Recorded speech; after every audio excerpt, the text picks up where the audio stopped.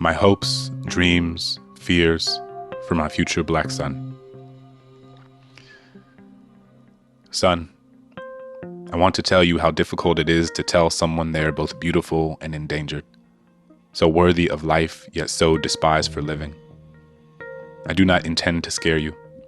My father, your grandfather, taught me how to follow a certain set of rules before I even knew their purpose.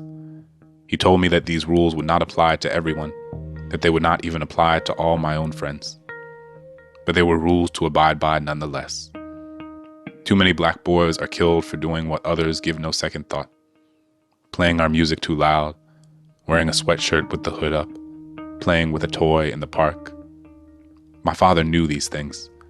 He knew that there was no room for error. He knew it was not fair. But he loved me too much not to teach me, not to protect me. I have told you this story before, but it is worth revisiting. Many a Saturday morning, my friends and I would ride bikes through the neighborhood together. The wind chiseled our faces into euphoric naivete. The scent of breakfast being prepared seeped out from beneath the cracked windows of the shotgun homes that lined our streets. All that we deemed worthy of our attention were the endless possibilities that lay atop our handlebars. Which is to say, we were children. We were a motley crew, an interracial assemblage of young boys who would have made the Disney Channel proud.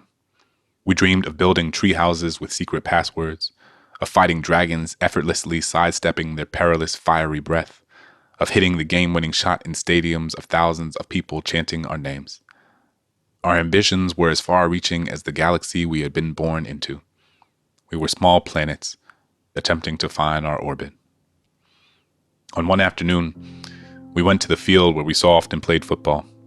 Tackle, of course, as we were set on replicating the brawn and bravado that we watched each Sunday on our televisions. This time, however, the field was closed, the fence bolted by a lock that could not be snapped. One friend, whose long blonde hair dangled gently over his ears, tossed the football to me and immediately began to climb the fence. I watched him, the ease with which he lifted one foot over the other, the indifference of his disposition to the fact that this was an area we were quite clearly not supposed to enter. I remember hearing the soft, distant echo of a police siren, perhaps a few blocks away, perhaps headed in a different direction. I couldn't be sure, but I knew better than to ignore it. He reached the other side and looked back, beckoning the rest of us to join him. I held the football in my hand, looking at him through the chain-link fence between us. It was at this moment I realized how different he and I were. Before I had the words to explain them to either him or myself, how he could break a rule without a second thought, whereas for me any mistake might have the most dire of consequences. I hope to teach you so much of what my father taught me, but I pray that you live in a radically different world than the one he and I have inherited. I do not envy his task, one that might become my own.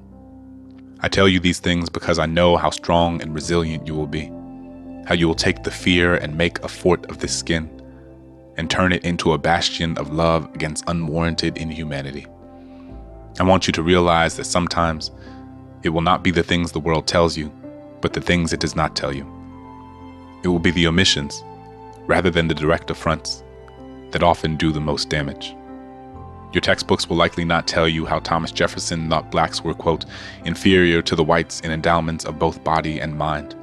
How Franklin Delano Roosevelt's New Deal left a hole just wide enough for black families to fall through while lifting the rest of the country into the middle class. It will not tell you how the federal government actively prevented black families from purchasing homes in cities across the country. It will not tell you how police departments across this nation are incentivized to see you as a problem.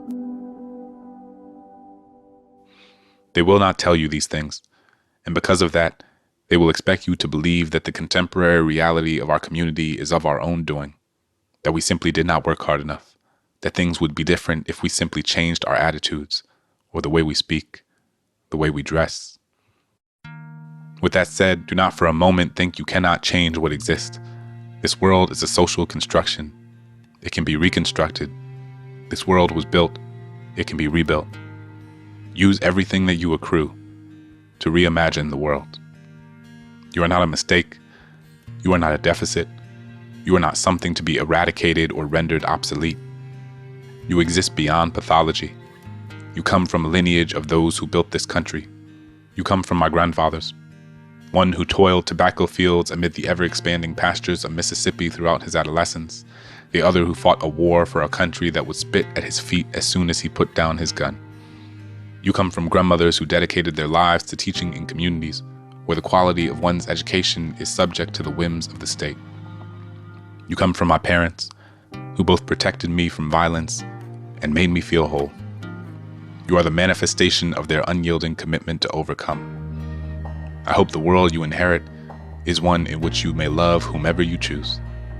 I hope you read and write and laugh and sing and dance and build and cry and do all of the things a child should do. I pray that you never have to stand on the other side of a fence and know that it is a world you cannot enter simply because of your skin.